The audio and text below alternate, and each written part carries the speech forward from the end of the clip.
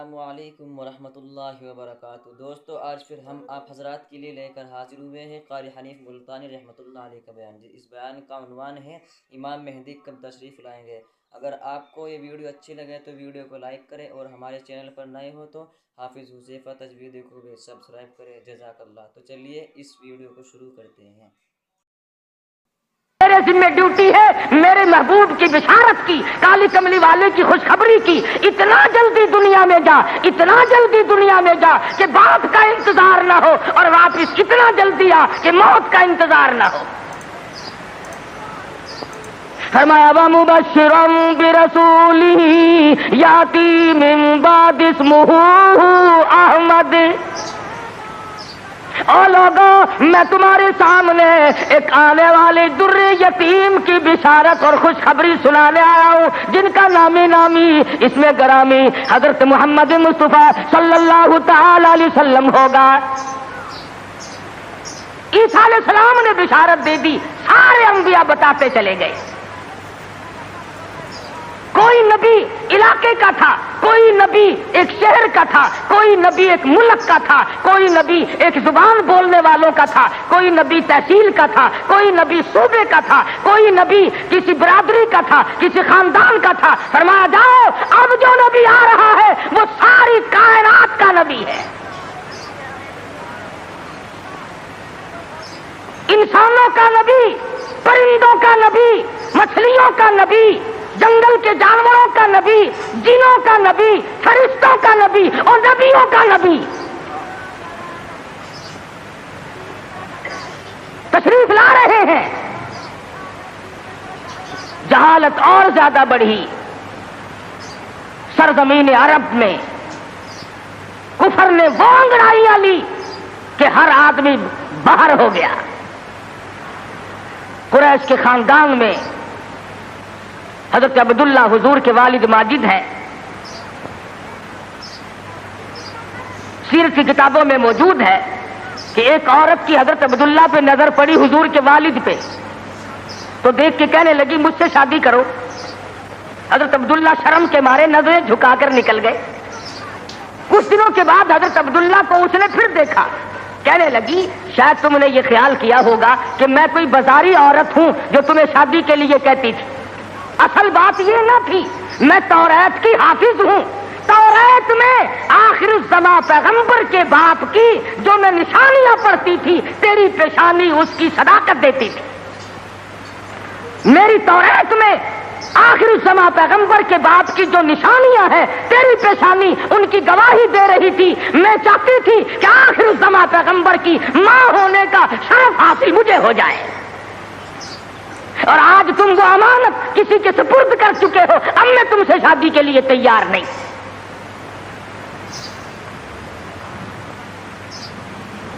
خداوند کریم نے، اللہ میاں عالم الغیب بڑا ہے، بے نیاز بھی بڑا ہے۔ پتہ نہیں کراچی والے اللہ میاں کو بے نیاز مانتے ہیں یا نہیں، وہ تو بڑے استاد، ہر معاملے میں تم بڑے استاد ہو۔ کون سی تم نے محرم کے دنوں میں آپ تو کھاتے ہیں قورمے، کوفتے، اور سیدنا امام حسین کی روح کو چھولوں کا ثواب بخشتے ہو۔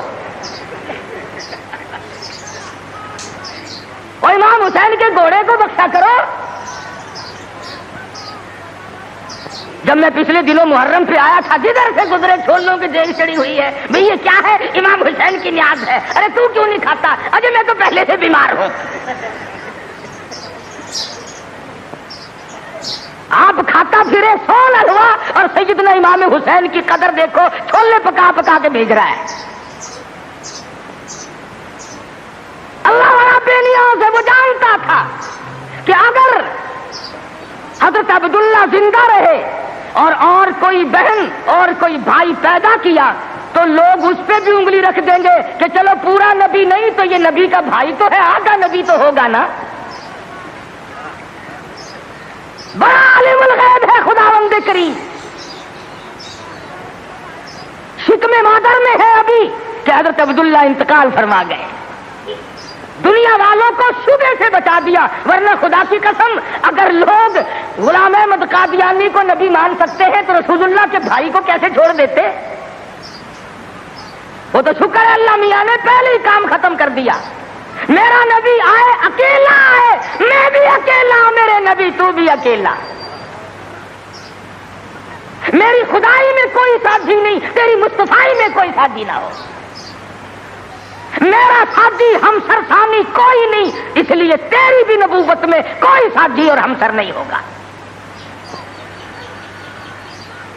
انتقال فرما گئے، یتیم پیدا ہوئے، اللہ اللہ، آج تو مر جائے تیرا بچہ یتیم ہو جائے، سارا خاندان آنسو بہائے گا، خدا کی قسم امام الانبیاء شکم مادر میں یتیم ہو گئے۔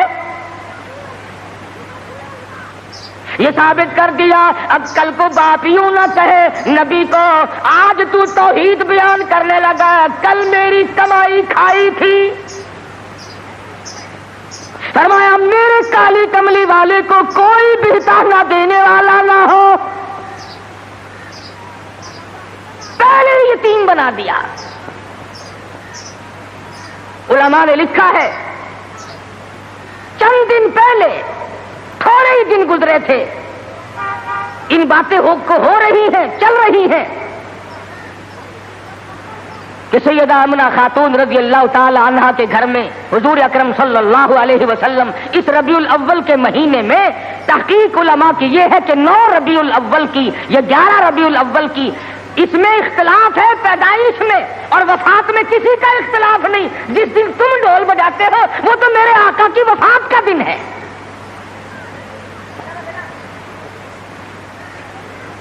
ولادت ہوئی، علماء نے لکھا ہے کہ سیدہ آمنہ خاتون کے گھر میں اتنی غربت تھی، اتنا افلاس تھا کہ چراغ میں تیل بھی نہ تھا۔ میں کہتا ہوں یہ بات نہیں، بلکہ اصل بات یہ ہے خداوند کریم کی ذات بے نیاز ہے۔ فرمایا جہاں پر 2 جہان کی روشنی نور نبوت آ رہی ہو، وہاں چراغوں کا کیا کام ہے؟ کیا کریں گے چراغ وہاں؟ ادھر دنیا میں قدم رکھا، فارس کی آگ بجھ گئی جو ہزاروں سال سے جل رہی تھی، قیصر و کسریٰ کے کنکرے گر گئے، طرح طرح کی بت قدومی سلسلے آ گئے، تمام دنیا میں چہل پہل مچ گئی۔ نجومیوں نے خبر دے دی ایک آنے والا آ چکا جس کے آنے سے شرک ذلیل ہو کر نکلے گا۔ حوادن کی دائیں آئی مکہ مکرمہ میں بچے لینے کے لیے، بچے ہاتھ میں پالے جاتے تھے، جو آتی ہے سنتی ہے بچہ تو اس گھر میں ہے مگر یتیم ہے، دودھ کے پیسے کون دے گا، معاوضہ کون دے گا، چپکی سی کھسک جاتی ہے، دوسروں کے بچے لے کر کے چلی گئی۔ حلیمہ دیر سے پہنچی، راستے میں کہنے لگی او دائی ہو، مکے کے سارے بچے لے آئی ہو یا کسی کو چھوڑ کے بھی آئی ہو؟ کہنے لگی ایک یتیم باقی ہے۔ حلیمہ کہتی ہے چلو مجھے اگر وہ بچہ نہ ملے گا میں نہ لے سکوں گی، اس بیوہ ماں کے غم میں شریک تو ہو جاؤں گی۔ دروازے پہ آتی ہے، دستک دیتی ہے، حلیمہ نے آمنہ نے دروازہ کھولا رضی اللہ تعالی عنہا۔ حلیمہ کہتی آمنہ میں نے سنا ہے تیرے لال کو کسی نے پسند نہ کیا۔ حضرت آمنہ کہتی ہے حلیمہ خبردار یوں نہ کہنا، بلکہ اصل بات یہ ہے کہ میرے لال نے کسی کو پسند نہ کیا۔ حلیمہ کہنے لگی چل زیارت تو کرا، تیرے یتیم کو دیکھ تو لوں۔ چادر اٹھائی، حسن کا لشکارا لگا، حلیمہ کی آنکھیں چندھا گئی، فکر پیدا ہوئی یتیم کے نام سے کائنات کی دولت آمنہ اپنے گھر میں لیے بیٹھی ہے۔ حلیمہ کہتی ہے آمنہ تیرا لال مجھے بہت اچھا لگا ہے۔ فرمانے لگی حلیمہ سیانی عورت ہو کر عقل کی بات کر، محبت کی ٹریفک 2 طرفہ چلتی ہے، عاشق کی طرف سے بھی معشوق کی طرف سے بھی۔ اگر تیرے دل میں محبت ہے تو یہ بھی تو سوچ لے میرے لال نے بھی تجھے پسند کر لیا ہے۔ کہنے لگی آمنہ میں نے ہزاروں بچے دیکھے مگر میں نے ایسا حسین بچہ نہیں دیکھا۔ آمنہ کہنے لگی میں نے بھی دیکھے ہیں بڑے بڑے حسین مگر آج تک میری آنکھ نے بھی ایسا حسین بچہ نہیں دیکھا۔ جبریل امین نے کہا کہ حلیمہ آمنہ تم تو ایک شہر میں رہتی ہو، تم کیسے دیکھ لیتی؟ ایسا حسین تو میری آنکھ نے بھی نہیں دیکھا۔ آواز آئی جبریل تم دیکھ کیسے لیتے؟ میں نے ایسی صورت والا آج تک پیدا کیا ہی نہیں. یہ صورت تو میں نے سنبھال کے رکھی تھی، یہ تو میں نے حفاظت سے رکھی تھی، یہ تو میں نے بچا کے رکھی تھی، اور یہ آخری نبی ہے. الہ العالمین اب تو پیدا کیا کرو گے، اب تو ایک آیا، دوسرا آئے گا، تیسرا آئے گا، اب تو بنانے لگے ہو. فرمایا نہیں، مجھے اپنے جلال کی قسم، جس سانچے میں میں نے صورت مصطفیٰ کو ڈھالا ہے، اس کو بنا کر وہ سانچہ ہی میں نے توڑ دیا ہے. اب اور ایسا کوئی نہیں آئے گا. سیدہ آمنہ خاتون رضی اللہ تعالیٰ عنہ کہتی ہے میں بڑی حیران ہوئی، غلاظت سے پاک، گندگی سے پاک، صاف ستھرا چہرہ، مسکراتے ہوئے پیدا ہوئے. تشریف لاتے ہی میں نے جھک کے دیکھا میرے گھر میں روشنی کیسی ہوئی، یہ تابانی کیسی، یہ چاروں طرف چمک دھمک کیسی. جب میری نظر پڑی تو دیکھتی کیا ہوں، میرے یتیم کا سر سجدے میں ہے. یہ ثابت کرنے لگے کہ میری اماں میں سارے دروازوں سے ہٹا کر، لات سے، منات سے، عزا سے، پانی سے، درختوں سے، آگ سے، برف سے، پیپل سے، سب سے دنیا کو ہٹا کر ایک دروازے پہ سجدے کراؤں گا. میری جبین نیاز بھی ایک ہی دروازے کے لیے جھکنے کے لیے آئی ہے. بس کیا بات تھی محمد مصطفیٰ صلی اللہ علیہ وسلم جس رات میں تشریف لائے. وہ رات نرالی، وہ گھر نرالا، وہ ماں نرالی، وہ باپ نرالا، وہ جگہ نرالی، تمام چیزیں شان کے اعتبار سے بہت بڑی عظمت کی مالک ہیں. اور کیوں نہ بہت کچھ کہتا من موہن نبی، من ٹھار نبی، من موہن نبی، من ٹھار نبی، تیری ذات دیا کیا باتانے، جے بولنی منہ پھل کھڑ دے، تیری بات دیا کیا باتانے. انوار دیا، انوار دیا برساتا سن، ایک دوجی نو کہندیا راتا سن. انوار دیا برساتا سن، ایک دوجی نو کہندیا راتا سن. جس رات دی تڑکے آ پائے، اس رات دیا کیا باتاں نے. وہ رات نرالی، وہ جگہ نرالی، کہتا کد کرم ہوئے سرکاراں دے، کد کرم ہوئے سرکاراں دے، غم ٹل گئے آگن ہارا دے. فتح اللہ والی سے جتے ملاقات دیا کیا باتاں نے. محمد مصطفیٰ صلی اللہ تعالی علیہ وسلم کو حلیمہ جلدی جلدی لے کے نکلنا چاہتی ہے. میں کمزور عورت ہوں، کوئی اور نہ آ نکلے، آمنہ کی نیت نہ پھر جائے، میں اس دولت کو جلدی لے کے نکلوں. کیا منظر ہوگا جب حلیمہ لے کے نکلی ہے رحمت دو عالم، سب کہہ دو صلی اللہ علیہ وسلم. حضرت آمنہ مڑ مڑ کے اٹھ کے آتی ہے، حلیمہ زندگی کا کوئی پتہ نہیں، میرے یتیم کو پھر دکھا دے. اور کہتی ہے حلیمہ یتیم سمجھ کر بے پرواہی نہ کرنا، معاوضہ دینے میں جان لڑا دوں گی، بہت کچھ دوں گی، میرے یتیم کی قدر کرنا، بغیر باپ کا سمجھ کر بے پرواہی سے نہ کرنا. سیرت کی کتابوں میں موجود ہے، حلیمہ نے سینے سے لگایا ہوا ہے. حلیمہ کہتی ہے میرے سینے میں ٹھنڈ محسوس ہوتی تھی. گود میں لے کے بیٹھ گئی، حلیمہ کا خامند آگے بیٹھا ہے. اللہ میاں نے اونٹنی کو سمجھا دیا کہ دیکھیں میرے نبی کی طرف پیٹ کیے بیٹھا ہے، اس لیے بے ادبوں کو اٹھا کر نہ لے جانا. نہیں چلتی، نہیں اٹھتی. حلیمہ کہنے لگی بختوں والا بچہ معلوم ہوتا ہے، آپ اپنی گود میں لے لیں. حلیمہ کے خامند نے گود میں لیا، خود بخود اٹھ کھڑی ہوئی اور بظاہر یہ کہنے لگی اب ادب تم نے کیا، جہاں نظر پڑے گی۔ اب وہ دائیاں جو پہلے جا چکی تھی انہوں نے پیچھے جو مڑ کر دیکھا، گرد غبار اڑ رہا ہے، برق رفتار اونٹنی بن گئی، بجلی کی طرح دوڑ رہی ہے۔ کوئی کہنے لگی بچاؤ بچاؤ بچاؤ، کوئی لٹیرا پیچھے آ رہا ہے۔ دوسری کہنے لگی تو نے تو 6 نمبر کی آنکھ اینک لگائی ہوئی ہے، آگے آگے ستارہ تو دیکھ، ایسا معلوم ہوتا ہے لٹیرا نہیں، رشد و ہدایت کا سویرا آ رہا ہے۔ حلیمہ اپنے گھر میں لے کے پہنچی، اپنے خامن کو کہنے لگی بھوک لگی ہوگی، کوئی 1-2 قطرہ دیکھ تو صحیح بکری کے نیچے دودھ مل جائے۔ چھوٹا سا برتن چھانٹ کے دیا، وہ بھر گیا، پھر دوسرا برتن مانگا، تیسرا برتن لیا۔ حلیمہ کے گھر کے برتن تو ختم ہو گئے مگر بکری کے نیچے سے دودھ ختم نہ ہوا۔ یہ آنے والے مہمان کی برکت ہے، نبی جہاں گئے برکتیں ہی برکتیں آئی۔ بچپن گزر رہا ہے،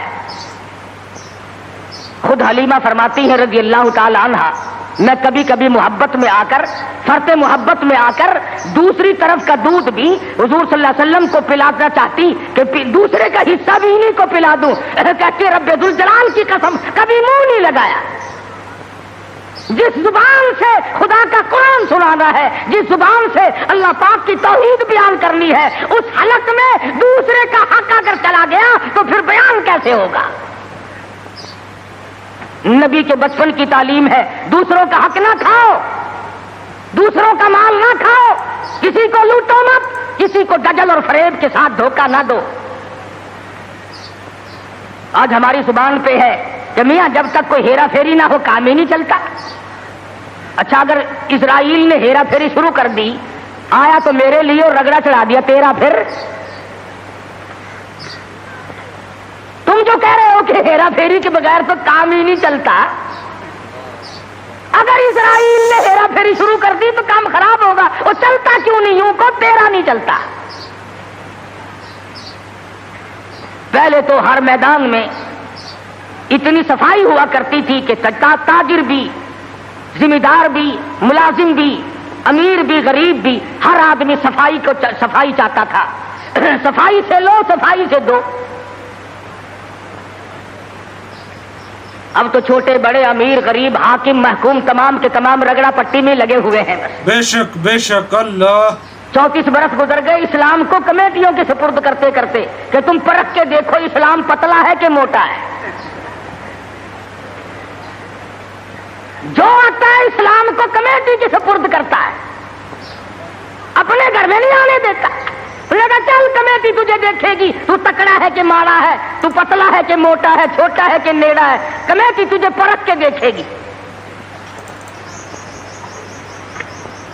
نبی کی سیرت کا یہ تقاضا نہیں، نبی نے بچپن میں دوسرے کے حق کو منہ نہیں لگایا۔ آج 70 سال کا بوڑھا ہو کر سفید داڑھی ہے اور پھر بھی دوسرے کا حق کھانے سے بعد نہیں آتا۔ امام الانبیاء محبوب کبریا حضرت محمد مصطفیٰ صلی اللہ تعالی علیہ وسلم نے جس شرک کی جڑیں پیدا ہوتے ہی اکھیڑنی شروع کی تھی، آج وہ عبادت بنا ہوا ہے۔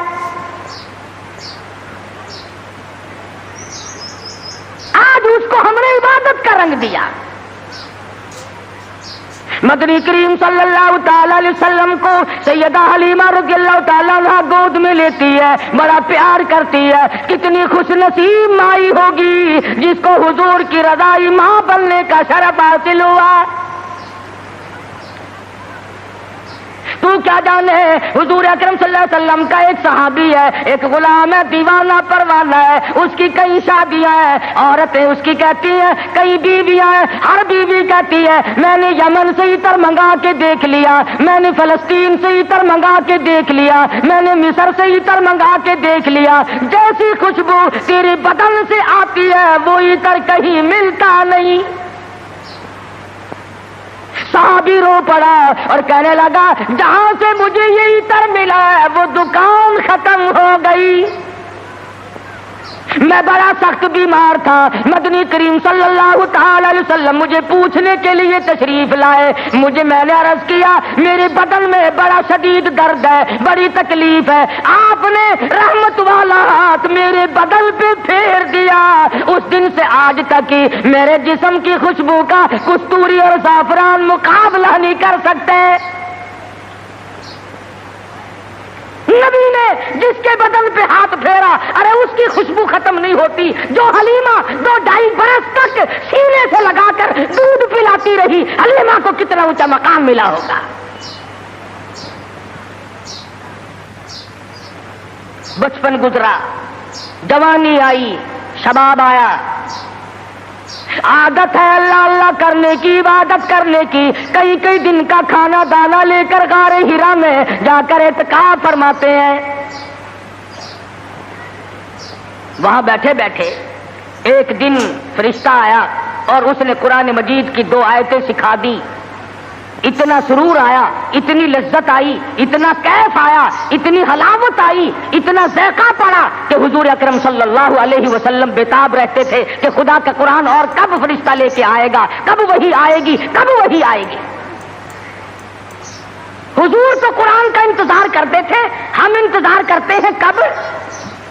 ہماری کوٹھیاں، ہمارے بنگلے، ہمارے گھر، ہماری بیٹھکیں، بچے قرآن پڑھنے کے لیے وہاں بلائے جاتے ہیں نا، مرنے کے بعد بچے قرآن خانے کے لیے بلائے جاتے ہیں، تو گلی میں سے جو گزرتا ہے تو بچوں کے پڑھنے کی آواز آتی ہے، وہ سمجھتا ہے یہ مدرسہ کب سے کھلا، تو کہتا ہے یہ مدرسہ ہے کہ نہیں صاحب، یہ فلاں کا مکان ہے اور وہ فوت ہو گئی ہے، قرآن خوانی ہو رہی ہے۔ جب تک میں اور آپ مریں گے نہیں، ہمارے گھر کا قرآن کو رستہ نہیں مل سکتا۔ امام الانبیاء محبوب کبریا حضرت محمد مصطفیٰ صلی اللہ تعالی علیہ وسلم نے اعلان نبوت فرمانے کے بعد خدا کی قسم قرآن سنانے میں، لوگوں تک پہنچانے میں، رات دن جو دکھ اٹھائے، جو پریشانیاں جھیلی، وہ محتاج بیان نہیں۔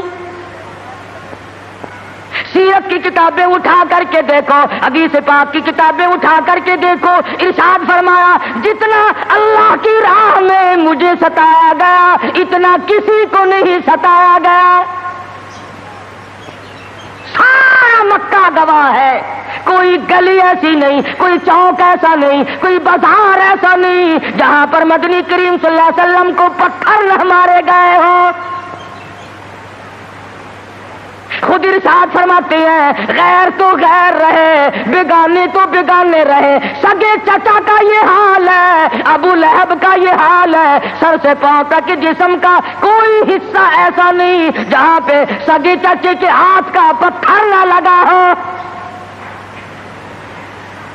آج امتی کہتا ہے نہ کوئی برا مانے، نہ کوئی ناراض ہو، اور بس تمام کام یوں ہی ادا ہو جائیں، تو اس طریقے سے کیسے ادا ہوں گے؟ اللہ کا قرآن بھی آ جائے، نبی کی سنت بھی ادا ہو جائے، فرائض اور واجبات بھی ادا ہو جائے، تمام چیزیں ادا ہو جائے، اور قوم بھی اور مخلوق بھی اور امیر بھی اور غریب بھی سارے راضی ہو جائیں۔ علماء کرام نے لکھا ہے، ذمہ داری سے کہتا ہوں، مدنی کریم صلی اللہ علیہ وسلم کی زبان میں اگر تاثیر نہیں اور کس کی زبان میں تاثیر ہوگی؟ بیت اللہ میں کھڑے ہو کر قرآن کی تلاوت کرتے ہیں، ایک کافر نے دھکا دیا، پیشانی دیوار میں جا کے لگی، ناک سے لہو جاری، منہ سے لہو جاری، قرآن کی برابر تعلیم ہو رہی ہے، تلاوت ہو رہی ہے۔ گویا میرے آقا کی یہ سنت ہے کہ مار کھا اور قرآن پڑھ، مار کھا اور رب ذوالجلال کا نام بلند کر۔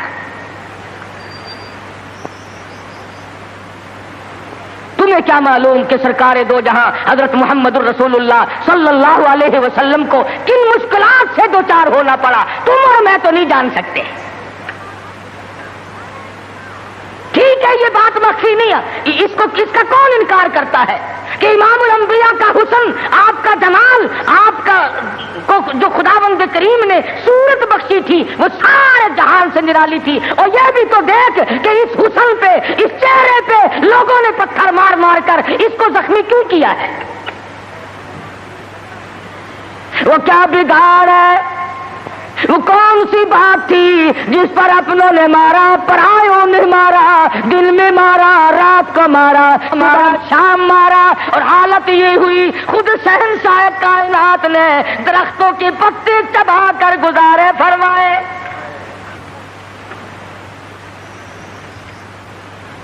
सहाबा इकराम रिज़वानुल्लाह ताला अलैहिम अजमईन ने हज़रत जाबिर बिन अब्दुल्लाह रज़ियल्लाहु ताला अन्हु फरमाते हैं, एक वक्त में 8 दिन तक की हमें खाना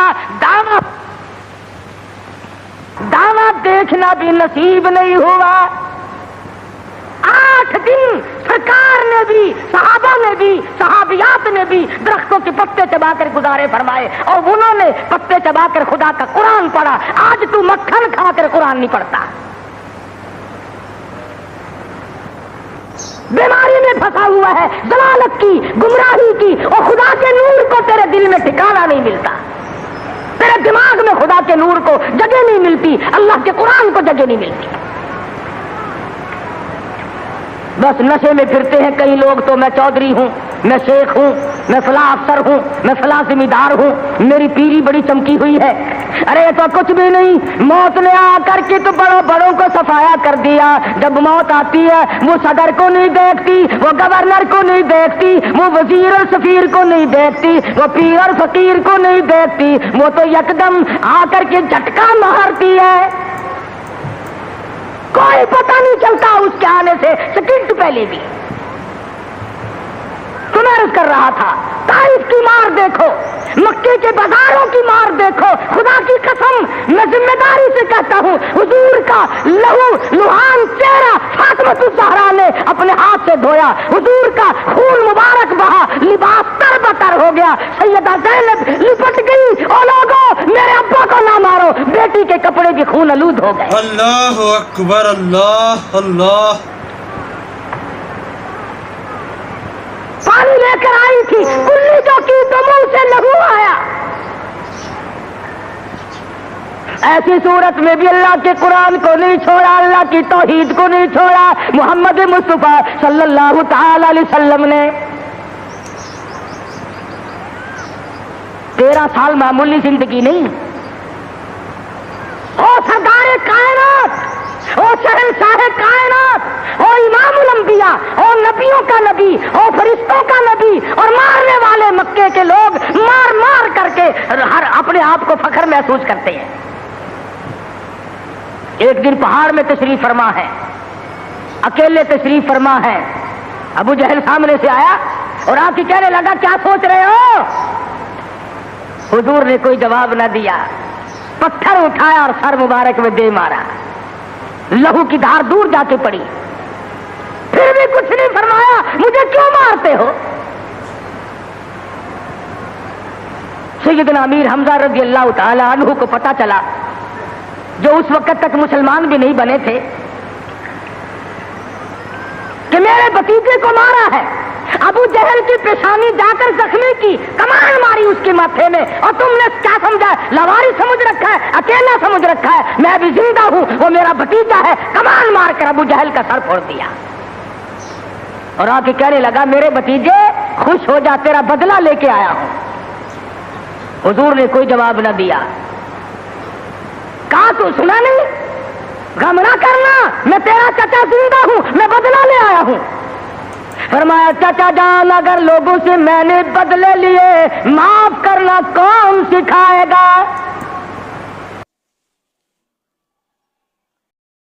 दोस्तों, अगर आपको हमारे बयान अच्छा लगा हो तो हमारे चैनल हाफिज़ हुज़ैफ़ा तजवीदी को भी सब्सक्राइब करें। अस्सलामु अलैकुम व रहमतुल्लाहि व बरकातुहू।